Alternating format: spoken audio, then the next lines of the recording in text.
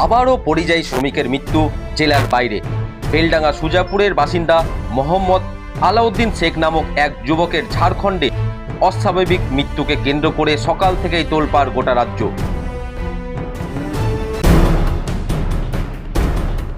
বারবার পরিযায়ী শ্রমিকের ওপর হামলা ও প্রাণঘাতীর মতন নৃশংস বর্বরতার নিষ্পত্তির দাবিতে পরিযায়ী শ্রমিক আনারুল শেখের মরদেহ নিয়ে 12 নম্বর জাতীয় সড়কে আগুন জ্বালিয়ে অবরোধ করলেন পরিবারের লোকজন সহ এলাকাবাসী।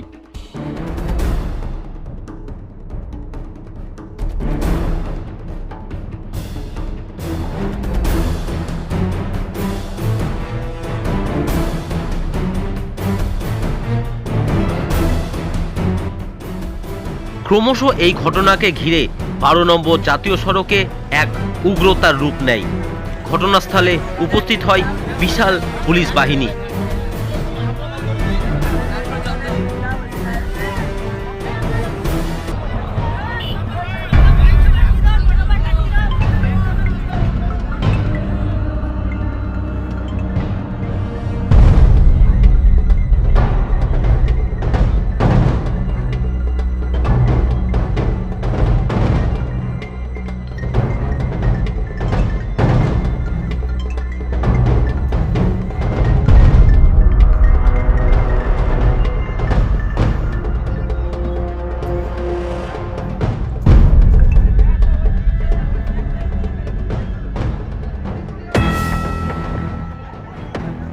কি হয়েছিল ঘটনা তা শুনে নেব পরিবারের মুখেই।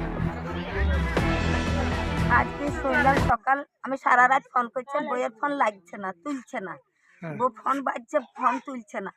বেটা তখন আমি বউকে বলছি, বেটা ফোন করছিল গো, তো বলছে ফোন করছে, আমি করছি, তুলছে না। কাল বিকাল 4টে থেকে ফোন তুলছে না।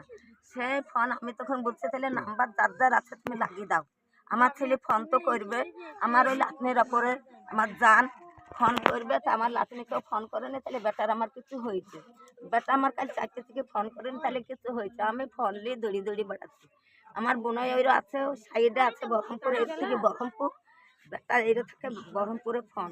বোনই আমার ফোন করলে, বললো আমি ঠিক আছে, ঘর মালিককে ফোন করছি, যে আমি তোমাকে কথা বলছি।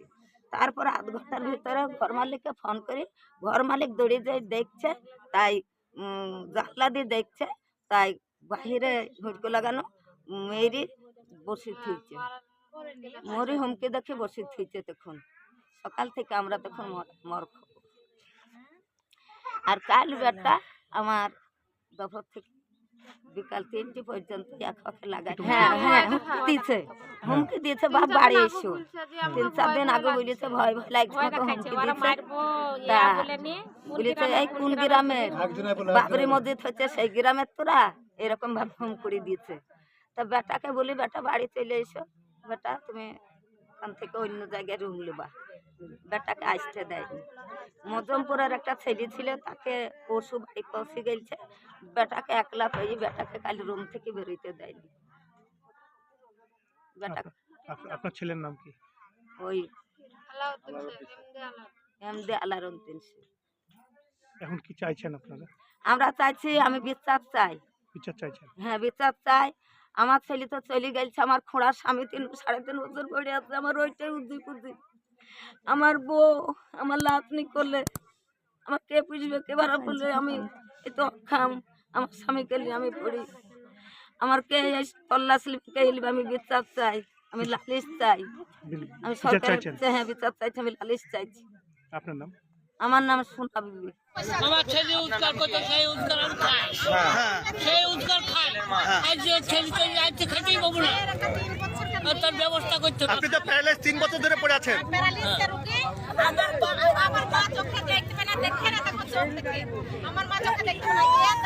আমরা সরকারকে আবেদন জানাচ্ছি, যেন আর যে বিহার যাবে তাকে না মারে, প্রতিটা মানুষকে লেখাতে পারি তার জীবনের। আমরা এইটা লেগে আবেদন জানাচ্ছি।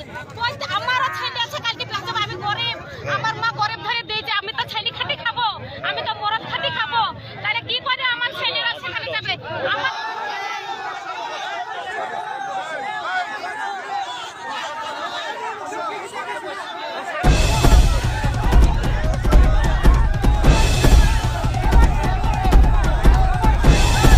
দীর্ঘক্ষণ চলা এই অবরোধ ঘটনাস্থলেই তর্ক বিতর্কের মধ্য দিয়ে হাতাহাতির রূপ নেয়।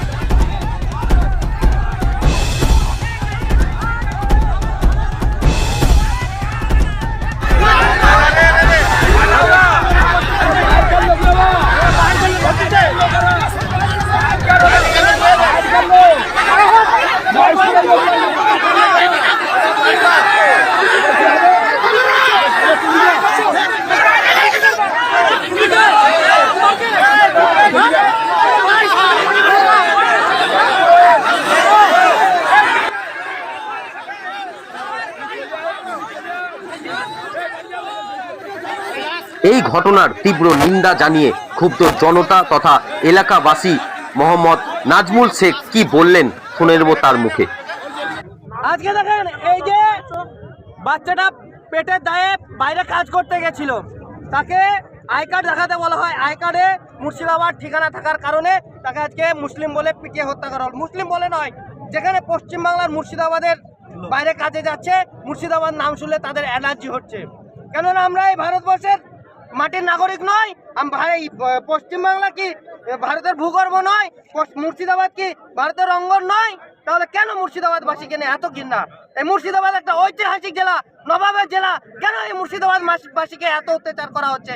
এর জন্য দায়ী আবু তাহের খান এবং যারা শাসক দলের এমএলএ আছে তারা যদি আজকে মুখ খুলতো, তাহলে এরকম বিশৃঙ্খলা অবরোধকে হেনস্থা হচ্ছে। বিশেষ করে মুর্শিদাবাদবাসী, এই মুর্শিদাবাদবাসীকে হেনস্থা করার জন্য দায়ী হচ্ছে আবু তাহের খান আর মাননীয় মুখ্যমন্ত্রী। কেননা তিনি চায় যে মুসলমানদেরকে বিজেপি শাসিত রাজ্যে হেনস্থা করা হোক, তাহলে মুসলমান সমাজ ভয় করে আমাকে মসনদে বসাবে, আমার ভালো হবে, আমার সিট আরও বাড়বে। এই আগামী দিনে এই জনগণ মমতা ব্যানার্জিকে এবং বিজেপি সরকারকে এবং অন্যান্য যারা রাজনৈতিক দল আছে, যারা শাসক দলের গোলামি হয়ে কাজ করছে, তাদেরকে আগামী দিনে মুর্শিদাবাদের জনগণ জবাব দিয়ে দেবে।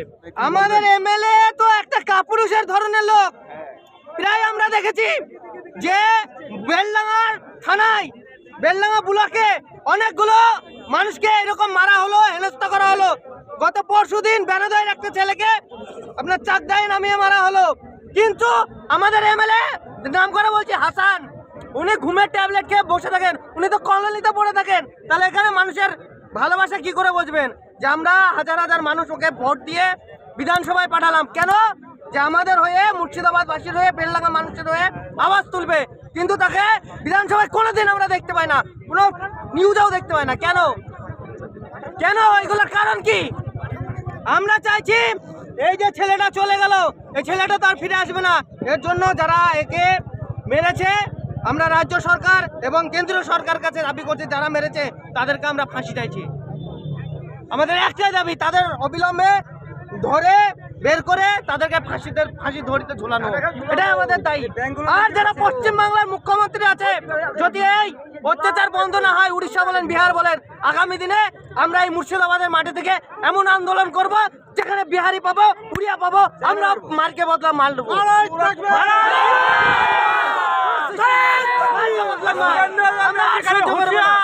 শুভেন্দু বলেন, যাকে পাবো, যারা এই দেশ দ্রোহী কাজ করবে, যারা এই পশ্চিমবাংলাকে নিয়ে ঘৃণার রাজনীতি করবে, তাদেরকে যেখানে পাবো, সে এমএলএ হোক, এমপি হোক, কাউকে ছাড়াছাড়ি চিন্তায়। কি নাম আপনার? Bureau report, Bangla news.